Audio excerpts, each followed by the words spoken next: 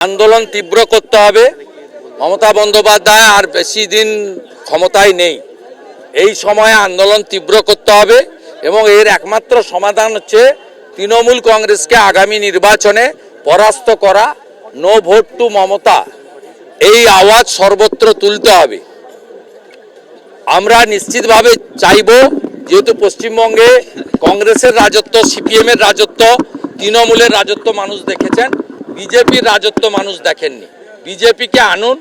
যে ধরনের উন্নয়নের কাজ দিল্লিতে হরিয়ানায় হচ্ছে, উত্তরপ্রদেশে উড়িষ্যায় হচ্ছে, মহারাষ্ট্রে হচ্ছে, গুজরাটে হচ্ছে, বিহারে হচ্ছে, সেই কাজগুলো আমরা এখানে মানুষকে দেব। কারণ বিজেপি পরিচালিত প্রত্যেকটি রাজ্য বিজেপির সংকল্পপত্র এবং নরেন্দ্র মোদীজির আদর্শে পরিচালিত হয়। তাই মানুষ বিজেপিকে আনুন, আমরা আপনাদেরকে পরিত্রাণ দেব এই অত্যাচারীদের হাত থেকে।